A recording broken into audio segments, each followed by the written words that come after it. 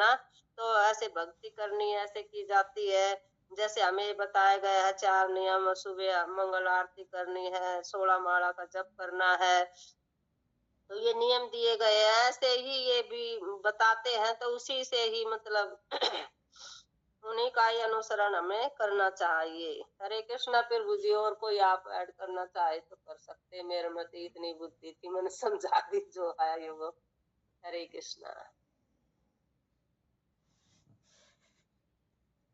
गौरव प्रभु जी आप कुछ इसमें करेंगे? हरे कृष्णा माता जी। हरे कृष्णा प्रभु जी। ये यहाँ यही बताया गया माता जी कि आध्यात्मिक जो गुरु जो होते हैं वो भगवान के समकक्ष होते हैं, भगवान के ही समान होते हैं वो, क्योंकि वो भगवान के प्रतिनिधि होते हैं। जैसा कि आपने बताया कि जब वो भगवान के प्रतिनिधि होते हैं और वो जब धरा पे इसलिए आते हैं क्योंकि बद्ध जीवों का कल्याण करने के लिए, जो पतित आत्माएं हैं, जो पतित बद्ध जीव हैं, उनको का उद्धार करने के लिए, उनको भगवत धाम वापस ले जाने के लिए ही आते हैं। तो भगवान ही उनको भेजते हैं धरा धाम पर, और हमें उनका सम्मान ऐसे ही करना चाहिए जैसे भगवान का सम्मान किया जाता है। और पग पग पर उनसे आकांक्षा रखनी चाहिए, मतलब उनसे हमें जिज्ञासा करते रहना चाहिए, उनसे हमें आकांक्षा रखनी चाहिए कि जो हमें वो ज्ञान प्रदान करेंगे जो हमारे जीवन का उद्धार कर सकें। यही है माता जी इसका।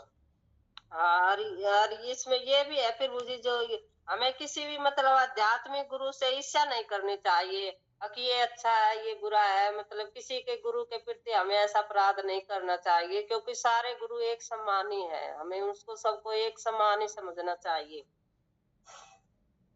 वेदों के दिव्य ज्ञान को भगवान के ही सर्वप्रथम ही इस ब्रह्मांड विशेष के ही रचयिता ब्राह्मण जी को सुनाया। ब्रह्मांड के रचयिता ब्राह्मण जी को सुनाया। ब्राह्मण जी से यह ज्ञान नारद को प्राप्त हुआ, नारद से व्यासदेव को, और व्यासदेव से माधव को, और इस प्रकार गुरु शिष्य परंपरा की इस विधि में एक शिष्य के द्वारा दूसरे शिष्य को यह इंद्रियातीत ज्ञान प्रसारित किया गया, और अंत में यह ज्ञान भगवान की गौरंगा श्री कृष्ण चैतन्य को प्राप्त हुआ, जिन्होंने श्री ईशापुरी के विशिष्य और उत्तराधिकारी का ही अभिनय किया था। वर्तमान आचार्य देव शील रूप गोस्वामी के पश्चात 10वें शिष्य प्रतिनिधि है शील रूप गोस्वामी। भगवान श्री चैतन्य महाप्रभु के मौलिक प्रतिनिधि थे। उन्होंने एक इंद्रियातीत ज्ञान की पद्धति का पूर्णता प्रचार किया। अपने गुरु से हम जो ज्ञान प्राप्त करते हैं वह स्वयं भगवान के द्वारा तथा ब्राह्मण जी की गुरु श्रृंखला में आचार्यों की परंपरा में दिया गया ज्ञान से भिन्न नहीं है। हम इस मंगलिक दिन को श्री व्यास पूजा तिथि के रूप में मनाते हैं, क्योंकि आचार्य देव पुराण, भगवत गीता, महाभारत एवं भागवतम इत्यादि के दिव्य रचयिता व्यासदेव के ही जीवंत प्रतिनिधि है। इसमें ये बता रहे हैं कि जो देवों के दिव्य ज्ञान को जो भगवान सर्वप्रथम इस ब्रह्मांड में विशेष रचयिता ब्राह्मण जी को सुनाया। सबसे पहले किसको मिला ये ज्ञान? ब्राह्मण जी को, और फिर ब्राह्मण जी से ब्राह्मण ने अपने पुत्र नारद हरे को कृष्ण दिया। माता जी। और हरे कृष्ण माता जी ब्राह्मण नहीं है, ब्रह्मा जी हैं। ब्रह्मा जी, सॉरी प्रभु जी, ऐसे ही पढ़ना मैं तो। ब्रह्मा जी को दिया, ब्रह्मा जी ने अपने पुत्र नारद को, नारद जी ने अपने व्यास देव को दिया ये, और फिर ये व्यास देव ने माधव को, और इस प्रकार ये गुरु परंपरा चलती आ रही है। इससे फिर ये हमारे आचार्य हैं, जैसे फिर ये गौरंगा भगवान श्री चैतन्य महाप्रभु को मिला, फिर ये ईश्वरपुरी में उत्तराधिकारी को मतलब आचार्य देव श्री रूप गोस्वामी को, और फिर ये 10वें शिष्य प्रतिनिधि उपस्थित हुए, जो श्री रूप गोस्वामी थे। भगवान श्री चैतन्य महाप्रभु ने मौलिक प्रतिनिधि थे। वे जो रूप गोस्वामी है वो भगवान चैतन्य का महाप्रभु के मौलिक प्रतिनिधि थे। वे जिन्होंने इस इंद्रियातीत ज्ञान की पद्धति का पूर्णतः प्रचार किया। अब उसने इस ज्ञान का पूरा प्रचार किया अपने पूरे देश में। और फिर अपने गुरु से ही हम जो ज्ञान भी, जो हम भी अपने गुरु से जो ज्ञान प्राप्त करते हैं, अपने आचार्यों से जो अपने शिक्षा गुरु से हम जो लेते हैं ये ज्ञान, तो उसको पूरा मतलब अच्छी तरह हमें ज्ञान प्राप्त करना चाहिए और उसको भगवान के ही द्वारा समझना चाहिए कि ब्राह्मण जी की ही गुरु श्रृंखला में आचार्यों की परंपरा में दिया गया ज्ञान से भिन्न नहीं है। ये कोई ऐसे ना समझे कि ये साधारण मनुष्य दे रहा है, ये है नहीं, ऐसे समझना है कि ब्राह्मण जी की ही मतलब संख्या से और परंपरा से ही ये ज्ञान भिन्न नहीं है और भगवान के द्वारा ही आ रहा है। हम इस मंगली की दिन को ही व्यास पूजा, हम जो ये मंगली दिन है, ये मंगली का दिन है, इसको हम व्यास पूजा भी करते हैं, जो गुरु महाराज की तिथि के रूप में मनाते हैं इसको। जो ये ज्ञान है इसको गुरु महाराज के मतलब इस तिथि को भी मनाते हैं, क्योंकि आचार्य देव है जो पुराण गीता, जो ये व्यास पूजा किस लिए मनाते हैं, जो व्यास जी है उसने आचार्य देव ने जो ये पुराण लिखा है, भगवत गीता और महाभारत भागवतम, ऐसे दिव्य रचयिता थे जो व्यास देव ने ये जीवंत जो पूरा जीवन की ये प्रतिनिधि है।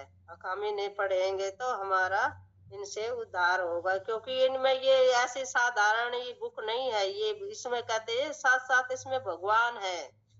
गीता भी स्वयं भगवान ने अपने मुख से बोली है और महाभारत में भी और जो ये भागवतम है इसमें भी स्वयं भगवान की लीलाएं है, सब कुछ इसमें है जो कि स्वयं ये भगवान का ही रूप है। ये हमें इसे बुक नहीं समझनी चाहिए, इसे भगवान का ही मतलब ये है इसमें प्रचार है जो व्यास देव ने इसे प्रतिनिधि के रूप में हमें दिया है। हरे कृष्णा प्रभु जी, और कुछ आप समझा दीजिए। सीमा माता जी, जो लिखा हुआ है इसमें श्री ईश्वरपुरी के शिष्य, तो ये किनके गुरु थे? ईश्वरपुरी तो प्रभु जी ये इसके थे, चैतन्य महाप्रभु के।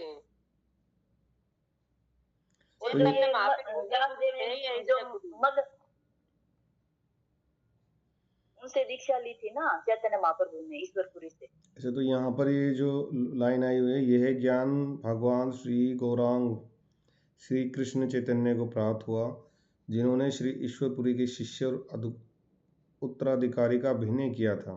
इसका क्या अर्थ हुआ?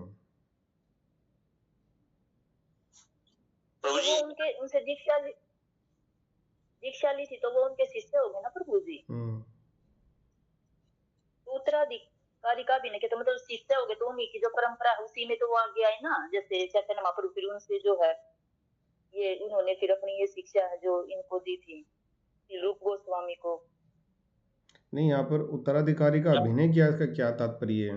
यहाँ ये मतलब है प्रभु जी के भगवान तो परम गुरु है, वो तो किसी के शिष्य बन ही नहीं सकते, लेकिन यहाँ पे अभिनय का मतलब यही है कि मतलब एक तरह से वो यहाँ धरा पे इसलिए आए, एक शिष्य बने उनके जो, और उनको गुरु स्वीकार किया, जो ईश्वरपुरी थे ना उनको गुरु स्वीकार किया, तो एक तरह से अभिनय किया यहाँ पे। मतलब हमारे जो बीच में आकर के जो संसारिक लोग हैं, या कह लो कि जी जो भौतिकतावादी लोग हैं, या जो हमारी जो धरा पे आए, वो एक शिष्य के रूप में बनकर के उनको गुरु स्वीकार किया उन्होंने ईश्वरपुरी को, तो एक तरह का अभिनय था वो। मतलब हाँ प्रभु जी, वो जैसे हम जैसे बद्धी आत्मा को सिखाने के लिए कैसे गुरु बनाना चाहिए, ऐसे ये चलाने के लिए, ये ऐसे भगवान अपने आप को भगवान कब मानते थे? कभी नहीं माना। मतलब प्रस्तुत किया कि एक तरह से गुरु को के जो गुण है वो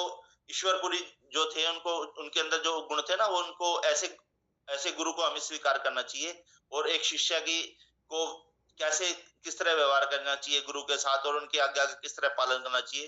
तो इस तरह का उन्होंने अभिनय करके के हमारे जैसे लोगों को सिखाया है, मतलब ये। ठीक है प्रभु जी। तो यही बताया ना, जो गुरु गुरु हमें आज्ञा देते हैं तो उसका हमें पद्धति से मतलब पूर्णता से ही प्रचार किया।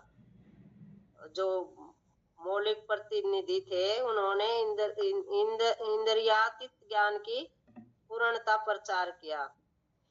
जो महाप्रभु था, चैतन्य महाप्रभु ने इसका खूब प्रचार किया, अगर घर घर देश देश में जाकर, है ना।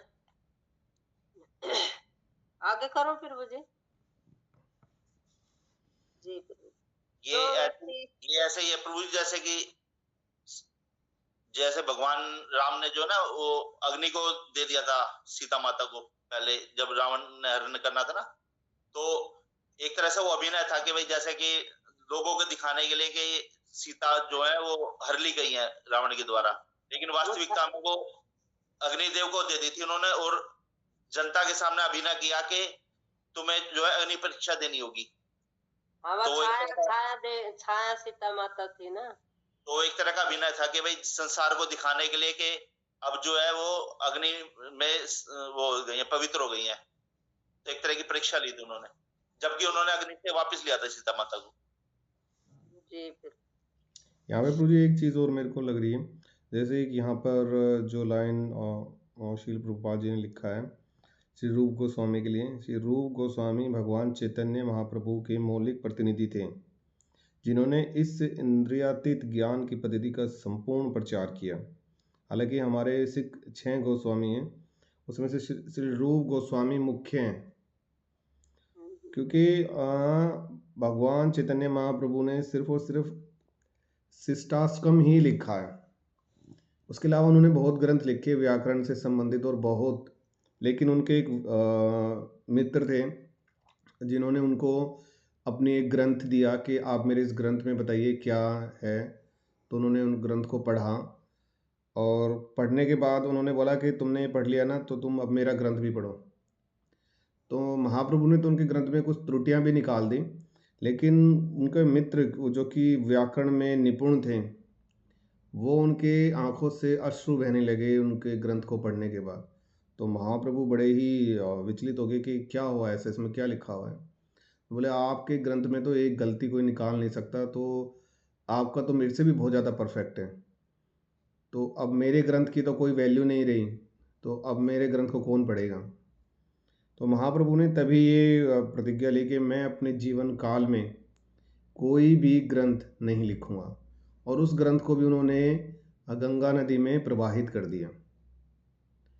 तो जितने भी अगर हम रूप गोस्वामी जी के बारे में देखते हैं, उनकी पूरी एक लाइब्रेरी बनी हुई है उनके द्वारा लिखे गए ग्रंथों की, और उनको स्टडी कर ही लें वही बहुत बड़ी बात है, और इतनी गहन उनकी बातें लिखी हुई हैं।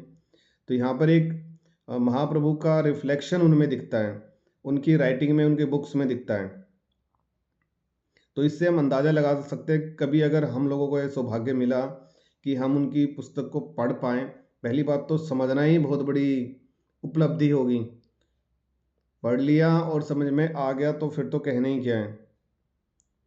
तो यहाँ पर ये से हम अंदाज़ा भी लगा सकते हैं कि महाप्रभु किस लेवल तक की उन्होंने व्याकरण की पुस्तकों को लिखा होगा। हरे कृष्णा से। हरे कृष्ण प्रभु। जो व्यक्ति अपनी पूर्ण इंद्रिया प्रतीति के द्वारा दिव्य शब्द ब्रह्मा की व्याख्या करता है, वह वास्तविक आध्यात्मिक गुरु नहीं हो सकता।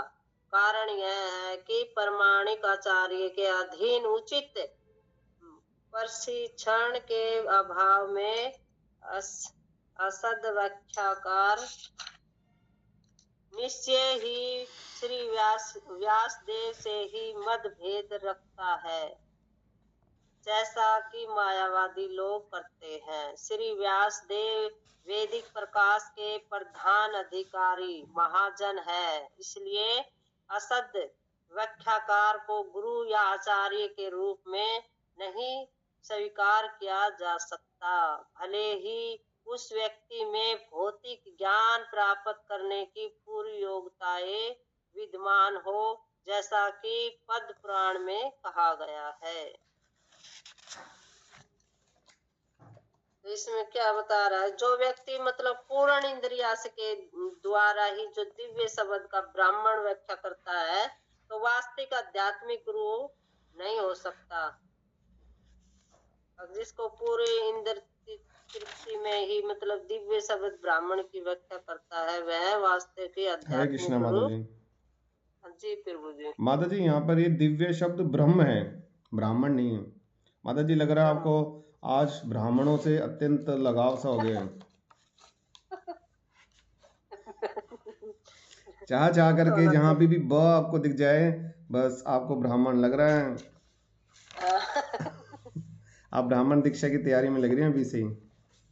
अरे नहीं प्रभु जी, मैंने पढ़ना ही ना आवे सही बुझे तो यही है जो प्रमाणिक आचार्य के अधीन उचित प्रदीक्षण के अभाव में ही असत्य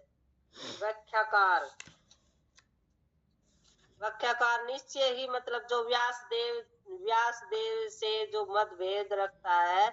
अब जो ऐसे आचार्य देव है उनसे मतभेद रखते हैं कि जैसा कि मायावादी लोग करते हैं, वे भगवान के बारे में कहते हैं भगवान का कोई रूप नहीं है, भगवान की कोई हाथ पैर नहीं है, भगवान निराकार है ऐसे बताते हैं। तो हमें ऐसे मतलब व्यास देव के मतलब ऐसा मतभेद नहीं करना चाहिए कि निश्चय ही मतलब ये ऐसा है ये वैसा है। शील व्यास देव देविक प्रकाश के प्रधान अधिकारी महाजन थे, सबसे बड़े महाजन थे जो उसने इतने भागवतम और इनका जो ज्ञान लिखा है। इसलिए यह असद व्याख्याकार को गुरु आचार्य के रूप में नहीं स्वीकार किया जा सकता। अब जो कि जो असत है जो इंद्रिय तृप्ति में है मतलब ऐसे व्याख्याकार है जो भगवान के बारे में बात नहीं करते, भगवान के बारे में हमें बताते नहीं है, जीवों को उनका उद्धार नहीं करते, तो ऐसे आचार्य को रूप में स्वीकार नहीं किया जा सकता। भले ही उस व्यक्ति में भौतिक ज्ञान प्राप्त करने की पूरी योग्यताएं विद्यमान हो, जैसा कि मध्य पुराण में। अब जैसे उसमें उस व्यक्ति में पूरी मतलब भौतिकी ज्ञान के बारे में वो प्राप्त करने की पूरी योग्यता है उसमें, तो ऐसा को हमें स्वीकार नहीं करना है जो कि पद्म पुराण में भी कहा गया है। और फिर मुझे आप समझाइए, ऐसा ही समझ में आ रहा है। सीमा माता जी आप बताइए। हरे कृष्णा माता जी, आप समझाइए। हरे कृष्ण प्रभु जी। हरे कृष्णा प्रभु जी, मैं ये पूछा था जैसे इसमें ये पहली लाइन है, जो व्यक्ति पूर्ण इंद्रिय प्रतीति के द्वारा दिव्य शब्द की व्याख्या करता है, मतलब हमारी इंद्रिय अपूर्ण है वो तो समझ में आ गया कि उसके द्वारा अगर वो कोई व्याख्या करता है तो वह वास्तविक गुरु नहीं हो सकता। तो मतलब वो इसका क्या अर्थ हुआ? माता जी इसका अर्थ जो मेरे को समझ में आ रहा है वो यही है कि हमारी इंद्रियां पूर्ण है तो हमें समझ में आ गया। तो ब्रह्म यानी कि भगवान श्री कृष्ण के बारे में व्याख्या नहीं करता और बाकी सभी कुछ बताएगा वो। तो मूल हमारे जो भगवान है वो भगवान श्री कृष्ण हैं। तो अभी भी हम देखते हैं जैसे कि बहुत सारे गुरु हैं, उन्होंने अपने अपने भगवान अलग अलग बनाए हुए हैं। कोई किसी भगवान के लिए बोलता है तो किसी भगवान की व्याख्या करता है, लेकिन भगवान श्री कृष्ण उनके उसमें नहीं आता, व्याकरण में है ही नहीं, उनकी शब्दावली में वो है ही नहीं।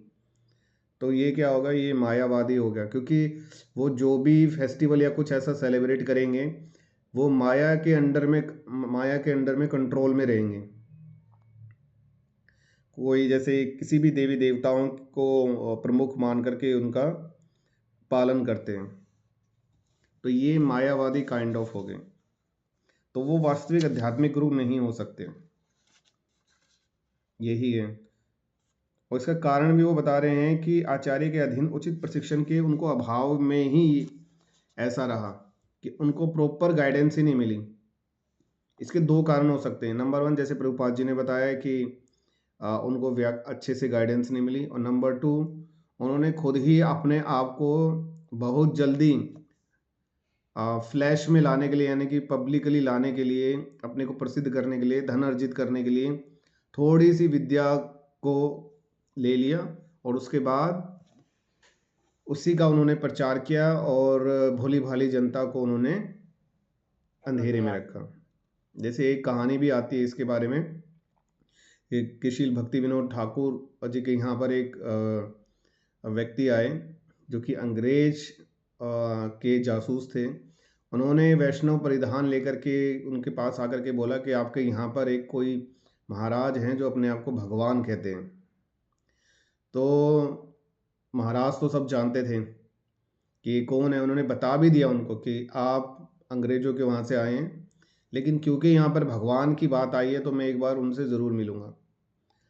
तो उनका मेरे को नाम नहीं आ रहा, वो तांत्रिक थे, उनके पास में अद्भुत शक्तियाँ थी, जैसे हवा में बैठे बैठे उड़ जाना, अग्नि के अंदर चल पड़ना, तो ऐसी विभिन्न काइंड की थी उनके पास में। तो वो गए उनके पास जब मिलने के लिए, तो उन्होंने उनको देखते ही पहचान लिया। जब उन्होंने देखा कि भक्ति विनोद ठाकुर आए हैं, तो बाद में जब उन्होंने अपना ये सारा जलसा प्रदर्शित कर दिया, आग में उड़ना या किसी को कुछ दर्द है तो अपने मंत्र से उसको ठीक कर देना, तो जब वो गए महाराज से मिले तो महाराज ने बोला तुम ये क्या भगवान क्या बन रहे हो, तुम कोई भगवान हो तुम?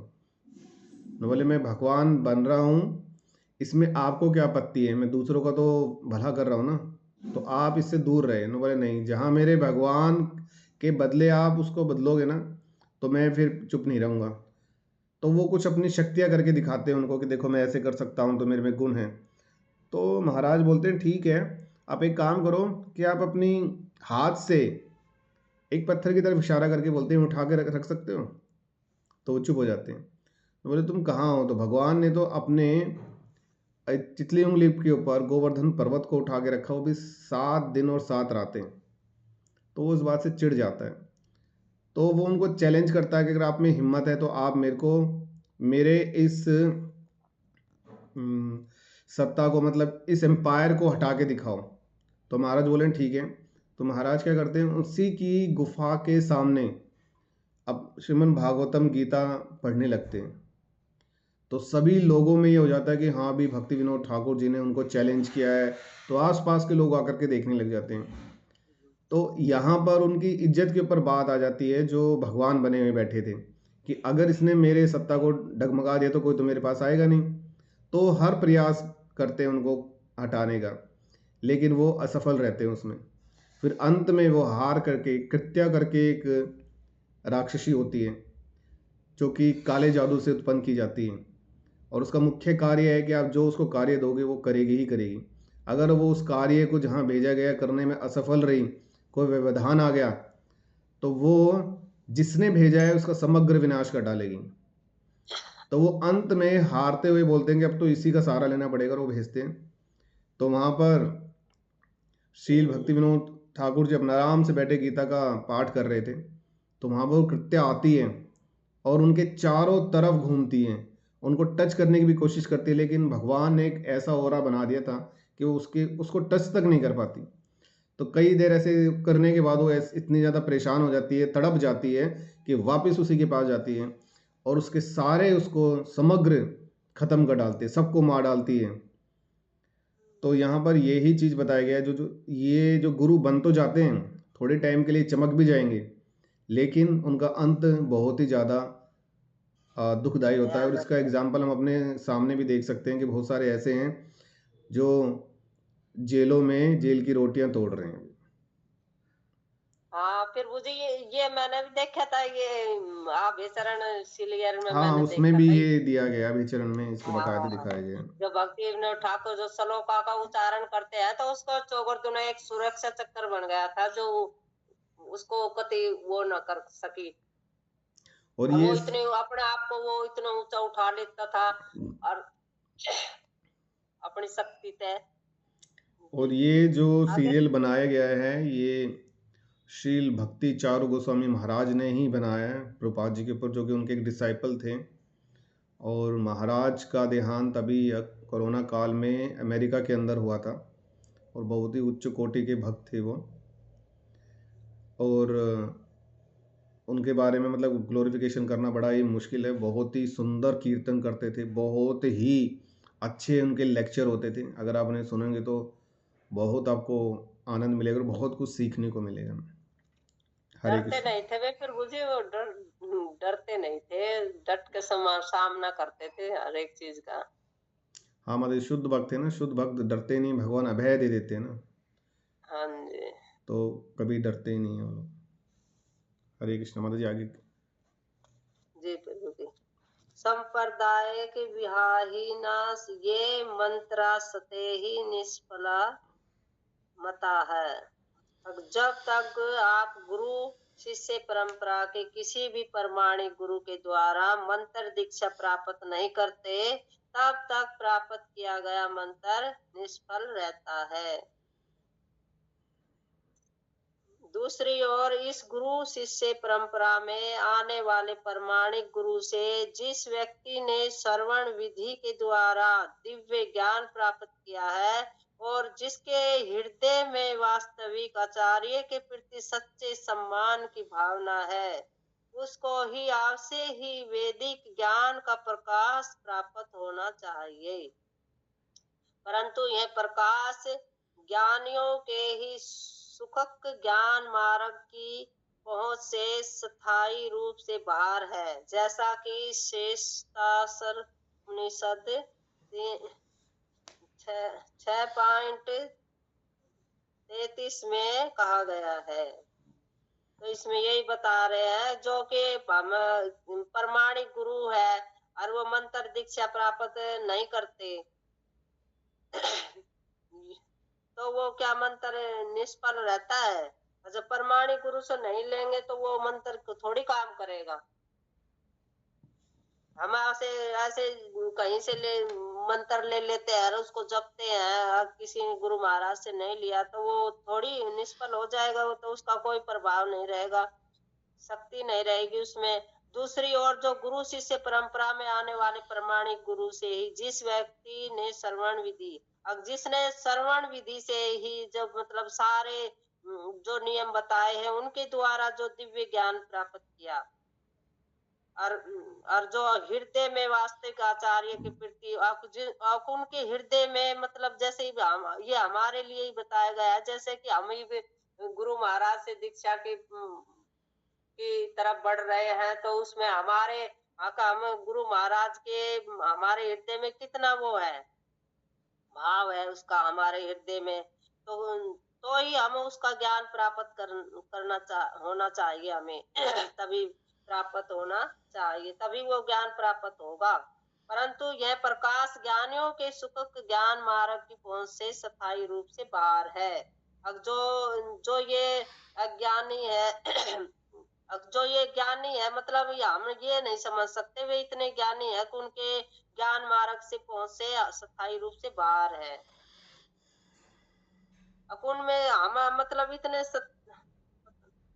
इतने हम वो ज्ञानी नहीं हुए हैं कि जो कि उनको पता है कि हम उनके जान सकते हैं कि इसके इनने कितना ज्ञान प्राप्त किया है। जैसा कि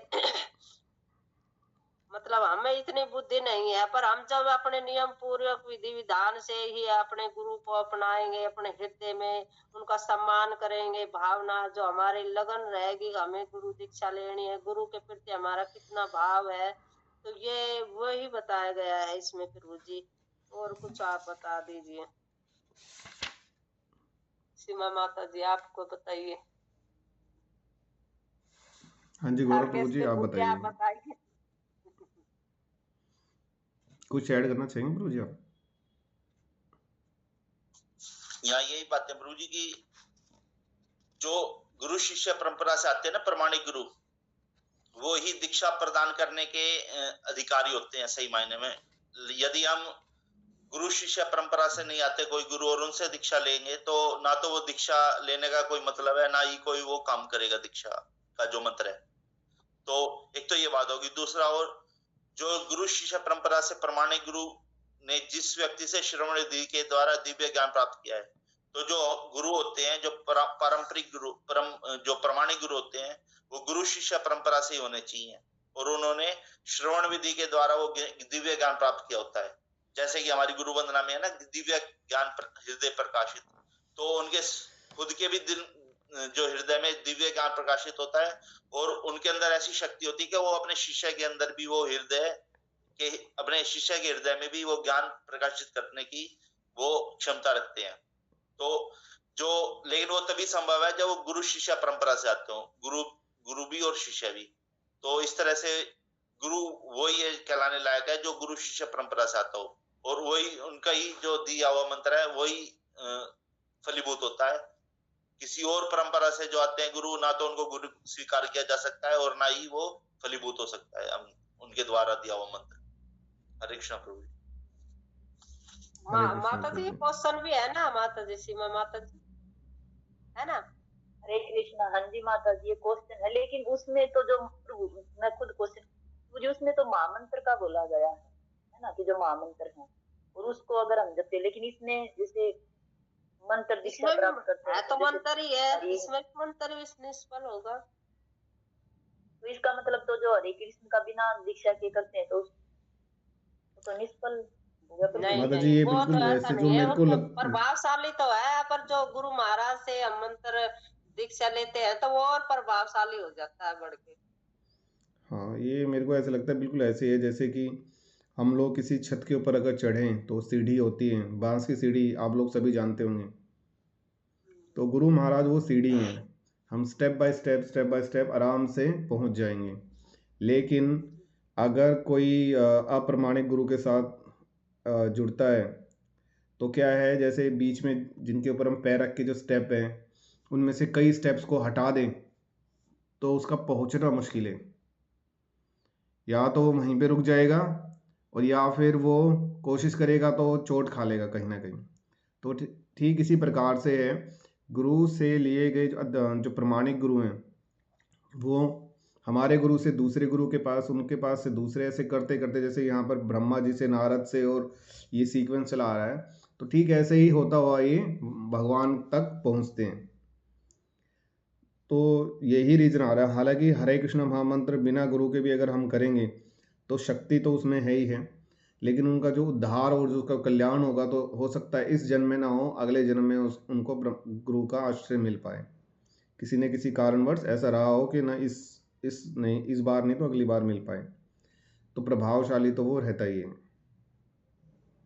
लेकिन इसमें तो प्रभु जी बोला है कि मंत्र निष्फल रहता है, वो क्वेश्चन भी सीधे ये इन्होंने जो मंत्र की बात की है ये महामंत्र के बारे में बात नहीं की है, उनके अलग अलग मंत्र होते हैं। जो दूसरे मायावादी हैं वो हरे कृष्ण महामंत्र कहाँ देते हैं, बहुत कम देते हैं। वो तो बोलेंगे यहाँ मैं 4 मंत्र बोल रहा हूँ, इसमें से आपको कौन सा अच्छा लगा, तो बोलेगी ये वाला किसको अच्छा लगा, वो हाथ खड़ा करेंगे, बोले चलो ये तुम्हारा मंत्र हो गया। अब ये बताओ ये किसको अच्छा लगा, वो हाथ खड़ा करेंगे, ये तुम्हारा मंत्र हो गया। तो ऐसे होता है। तो यही बात है, कुछ तो देखो होगा लेकिन संपूर्ण नहीं होता जितनी रोशनी होनी चाहिए। हाँ जी प्रभु जी, आप कुछ बोलना चाह रहे हैं? ये जो बताया ना माता जी कि जैसे हरे कृष्ण महामंत्र कोई भी कर ले बिना गुरु का सहारा आश्रय लिए, तो भगवान ने तो खुद कहा है कि मुझ तक पहुंचने का जो मार्ग है वो गुरु ही है। अगर गुरु का तुम आश्रय नहीं लोगे ना तो मेरे पास पहुंचा नहीं जा सकता। जो भगवान को खुद सीधा प्रसन्न करना चाहता है ना, भगवान उससे इतनी जल्दी प्रसन्न नहीं होते जितना कि उनके जो पार्षद है या उनके भक्त को प्रसन्न करके जो भगवान को प्रसन्न करना ज्यादा आसान है। तो एक तरह से गुरु का आश्रय जब हम लेते हैं तो वो जो भगवान के पार्षद होते हैं वो भगवान के भक्त होते हैं, महान भक्त। यदि हम उनको प्रसन्न कर लेंगे तो भगवान तो अपने आप ही प्रसन्न हो जाएंगे। तो एक तरह से ये जो परंपरा बनाई है एक गुरु को स्वीकार करना और शिष्य को उनसे ज्ञान प्राप्त करना चाहिए, तो ये भगवान ने बनाई है कि भगवान के जो भक्त होते हैं गुरु, उनका आश्रय इसीलिए लेना जरूरी हो जाता है क्योंकि भगवान को तभी प्राप्त किया जा सकता है वो जब वो भगवान हम गुरु की शरण ग्रहण करें। हाँ फिर मुझे तो भगवान भी कहते हैं ना, भक्ति मेरे पास नहीं है, भक्ति तो करनी है तो मेरे भक्तों के पास जाइए, उनसे मिलेगी भक्ति, भक्ति मेरे पास नहीं है। और भक्तों के द्वारा ही हम भगवान के पास जा सकते हैं, डायरेक्ट नहीं जा सकते। और वो भक्त गुरु ही होते हैं, महान भक्त जो है। जी प्रभु जी। हाँ जी प्रभु जी, कल मैं एक लेक्चर सुन रहा था, उस लेक्चर में हिज ग्रेस अमोघ लीला प्रभु जी का ही था वो। तो उन्होंने बताया कि सतयुग के अंदर भक्ति के लिए, मतलब अगर आप 60,000 साल तपस्या करते हो तब भगवान के को देख पाओगे, भक्ति नहीं मिलेगी, लेकिन उसमें भी भगवान से प्रेम नहीं मिल पाएगा, दर्शन हो पाएंगे, वैकुंठ में एंट्री नहीं हो पाएगी। लेकिन कलयुग में हमें कम समय के साथ में भारी से भारी डिस्काउंट मिल रहा है। उन्होंने इस चीज़ के बारे में बताया। और वो ऐसा क्यों बताया, उन्होंने बताया कि एक बार भगवान श्री कृष्ण राधा रानी जी से मिलने के लिए गए, तो उनकी सखियों ने मना कर दिया कि राधा रानी ने मना किया आपसे मिलने के लिए, आप हर समय ये जो ड्रामे करते रहते हो ना, तो परेशान हो गई है वो बहुत ज़्यादा आपसे। तो वो गई, एक बार आप बोलो तो सही, एक बार ये बोल दो कि कृष्ण आए हैं मिलने के लिए। तो ललिता देवी जी गई उनके पास, उन्होंने बोला, तो उन्होंने बोला कि ठीक है मैं उनसे मिल लूँगी, लेकिन मेरी 3 शर्तें होंगी। अब वो 3 शर्त क्या थी, अगर वो उनको एग्री करते हैं तो ठीक है, नहीं तो नहीं। तो उन्होंने बोला, पहले ही जब शर्त उन्होंने उनको बताई कि आपको है ना ये जो इतने सुंदर सुंदर बाल है, घुंघरालू आपके बाल हैं, सबको आकर्षित करते रहते हैं, ये सारे कटवाने होंगे, मुंडन करवाना होगा।